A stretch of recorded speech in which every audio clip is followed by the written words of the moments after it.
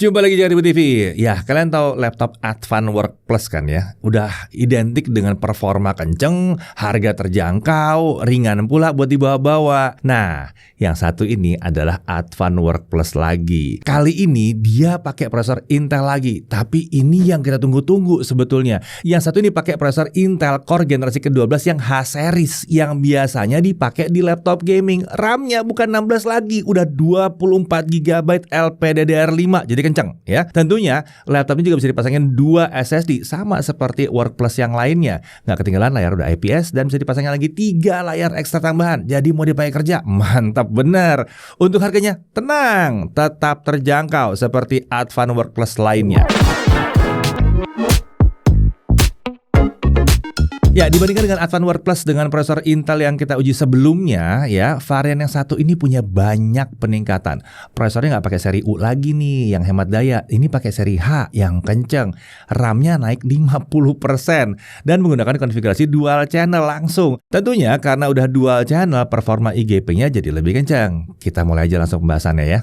Mari kita langsung lihat spesifikasi utamanya. Untuk prosesor dia pakai Intel Core i5 12600H, fabrikasi Intel 7, base power 45 watt, dia punya 12 core 16 thread, terdiri dari 4 performance core dan 8 efficient core. Untuk Intel Smart Cache-nya ada 18 MB. Untuk integrated graphics dia pakai Intel Iris Xe Graphics dengan 80 execution unit. Tentunya IGP ini sudah support fitur Intel QuickSync dan akselerasi video AV1. Untuk memori atau RAM, nah ini gede nih, 24 GB LPDDR5 4800 MHz dual channel 128 bit. Laptop ini menggunakan RAM onboard ya, jadi nggak ada slot SODIMM-nya, nggak bisa di-upgrade, tapi udah 24 GB. Untuk storage dia pakai 512 GB SSD M.2 NVMe PCIe Gen 3x4. Nah, laptop ini dilengkapi dengan 2 slot SSD, jadi kapasitas storage-nya bisa dibuat besar banget kalau emang dibutuhkan. Untuk wireless connectivity dia menggunakan modul Intel yang sudah mendukung Wi-Fi 6 dan Bluetooth versi 5.2 dan baterai kapasitinya ada di 58 Wh. OS tentunya pakai Windows 11. Untuk body form factor-nya adalah clamshell dan materialnya memadukan logam dan polikarbonat. Untuk logam digunakan pada bagian punggung layar dan penutup bawah laptop.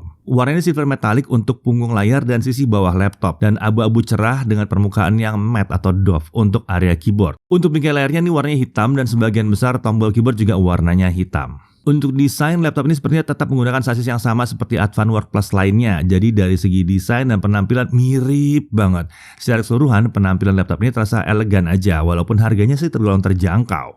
Panjangnya itu 31,3 cm, lebar 22,2 cm, dan ketebal 1,78 cm.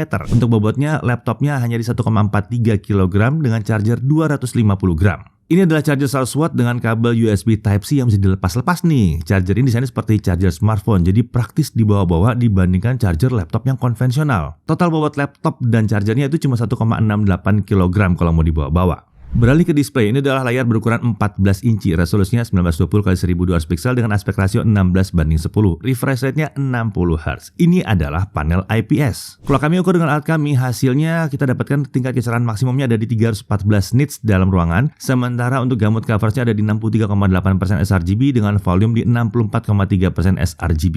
Dengan tingkat gamut seperti itu, layarnya memang kurang cocok dipakai buat editing yang profesional ya, kalau butuh akurasi warnanya tinggi-tinggi banget.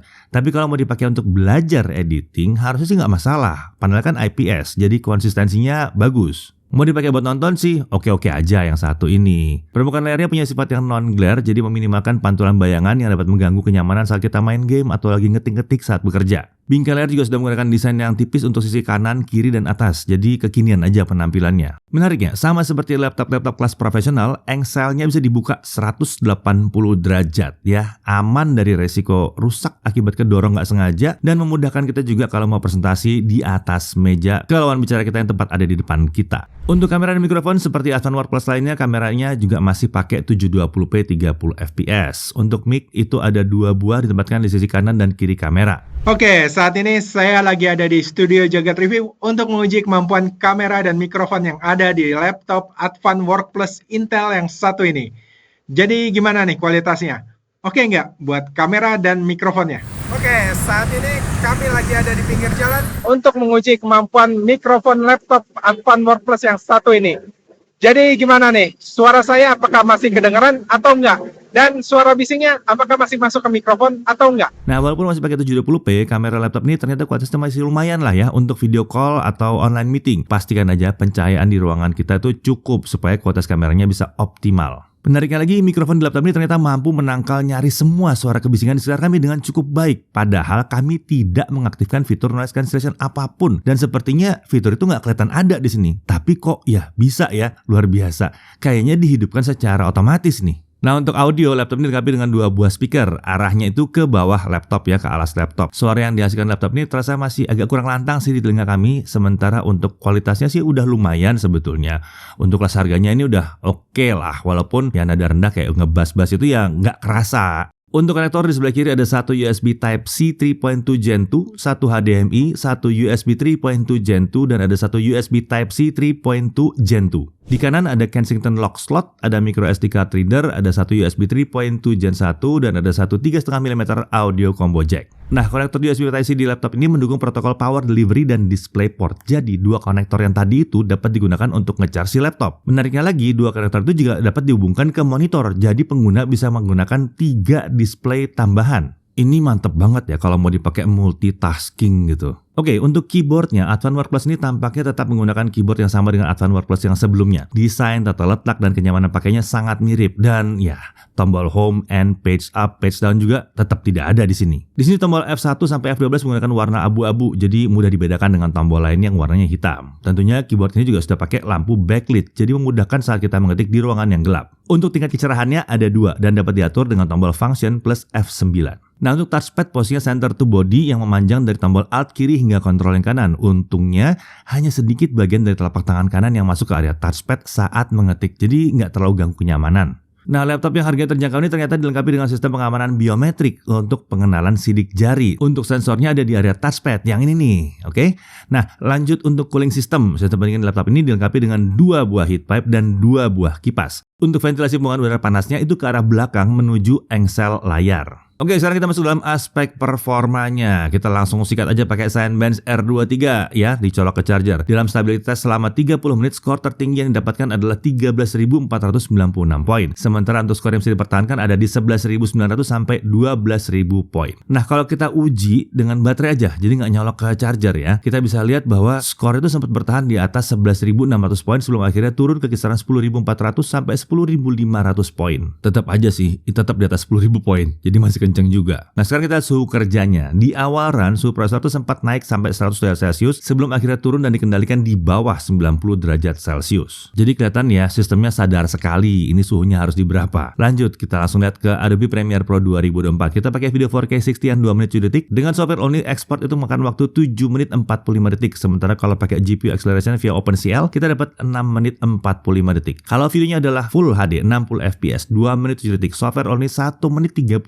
detik saja. Lucunya kalau pakai OpenCL agak sedikit panjang di 1 menit 49 detik. Jadi kelihatannya di sini memang dia lebih cocok untuk editing video Full HD 60 fps atau mungkin 4K 30 fps masih oke lah. Nah, untuk suhu kerjanya pada saat kita melakukan 4K 60 video export dengan akselerasi OpenCL, suhu prosesor terlihat bergerak di rentang 75 sampai 89 derajat Celcius. Masih aman di sini. Lanjut ke DaVinci Resolve 18.6 ya, software video editing yang kelas profesional tapi versi gratisnya. Untuk video 4K 60 yang 2 menit 7 detik selesai dalam waktu 12 menit 58 detik. Sementara kalau videonya adalah Full HD 60 fps 2 menit 7 detik selesai dalam waktu 3 menit 29 detik. Nah, kalau pakainya aplikasi ini kayaknya pasnya di Full HD 60 fps ya. Nah, untuk suhu kerjanya pada saat melakukan 4K video export, kita lihat bahwa suhu prosesor itu bergerak di rentang 74 sampai 89 derajat Celcius. Tapi sesekali ada lompatan ke 92 derajat Celcius yang sesungguhnya masih aman. Oke, sekarang kita uji performa gaming Advan Work Plus yang satu ini dan hasilnya kurang lebih seperti ini.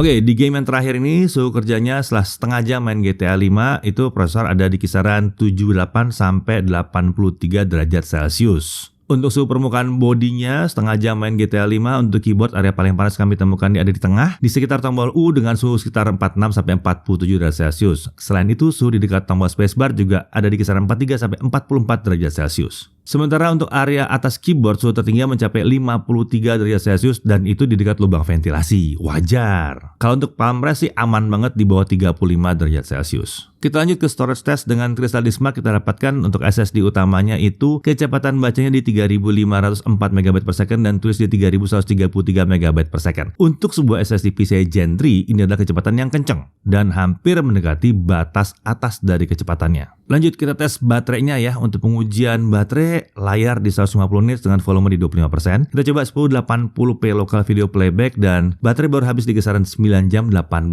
menit. Untuk sebuah laptop dengan prosesor kelas Intel H-series dan baterai yang 58 Wh, nggak terlalu besar ya baterainya ya. Ini adalah hasil yang tergolong oke. Nah untuk chargingnya sekarang kita lihat 30 menit pertama terisi 32%. Sementara dari kosong sampai penuh butuh waktu 2 jam 52 menit. Ini tergolong lama ya, tapi ya kalau lihat ini Advan wajar-wajar aja. Karena hampir selalu konsisten di atas 2,5 jam. Dan selalu kalau kita perhatikan lagi dalam waktu tepat 2 jam biasanya sudah ada kisaran 95%. Nah, di sini juga seperti itu, sama lagi. Jadi yang lama itu biasanya 5% terakhir. Biasanya ini tujukan supaya baterai lebih awet. Untuk harganya dia 7.999.000. Bonus pembelian dapat rubber fit, ini komponen yang bisa digunakan untuk mengganti bawaannya kalau misalnya kita sudah membuka penutup bawah laptop. Di laptop ini juga ada baut yang ditempatkan di bawah rubber fit, jadi harus dilepas dulu kalau mau bongkar laptop. Sementara itu untuk garansi ada 1 tahun dari Advan Indonesia. Hal yang perlu diperhatikan, pertama, suhu prosesor sering berada di dekat angka 90 derajat Celcius saat menjalankan pekerjaan yang berat. Walaupun demikian, suhu seperti itu sebenarnya masih dalam batas aman untuk tipe prosesor ini. Kemudian waktu charging ke 100% itu mendekati 3 jam, ya cukup lama sebetulnya. Lalu keyboard, ini nggak punya tombol home and page up dan page down, serta dia belum dapat Microsoft Office. Lalu garansinya juga hanya 1 tahun. Dari sisi menariknya, dia udah pakai prosesor 12 core Intel H-series, multitaskingnya mulus, editing lancar, gaming tipis-tipis masih kuat, mau muter video AV1 nggak ada masalah. Lalu RAM-nya besar banget di 24 GB ya. Untuk kelas harganya ini gede banget. Kemudian dia sudah mendukung pemasangan 2 SSD M.2. Layar udah IPS yang lumayan oke, konektornya melimpah dan lengkap, bisa dipasang ekstra 3 monitor tambahan. Jadi bisa total ada 4 ya sama monitor bawaannya. Lalu ada backlit keyboard, ada pengamanan biometrik, charger juga udah USB Type-C yang 100 watt ya, dan ada bonus unik seperti rubber fit di situ. Pertanyaannya, laptop ini sebenarnya cocok untuk siapa saja yang butuh laptop siap pakai yang kencang dengan harga yang masih relatif terjangkau. Ingat, kencang dengan harga yang masih relatif terjangkau. Mau dipakai untuk sekolah atau kuliah bisa banget, harganya masih di bawah 8 juta. Jadi nggak terlalu mahal untuk pelajar dan mahasiswa sebetulnya ya. Mau dipakai untuk kerja nggak ada masalah, asal memang cocok dengan kemampuan laptop ini ya. Mau dipakai editing video masih kuat, asalkan videonya di 1080x60 atau 4K 30 fps. Mau dipakai coding kalau speknya cocok dengan software pemrogramannya, kenapa tidak? Semua orang yang butuh pekerjaan yang butuh multi monitor, ini rasanya akan cocok banget sama Advan Work Plus ini. Jadi kalau yang kalian cari adalah sebuah laptop yang ringan, mudah dibawa-bawa, tapi performanya kencang untuk multitasking, RAM-nya udah mumpuni di 24 GB, rasanya Advan Work Plus yang satu ini sangat layak untuk dipertimbangkan. Saya Didi Irfan, Jakarta TV.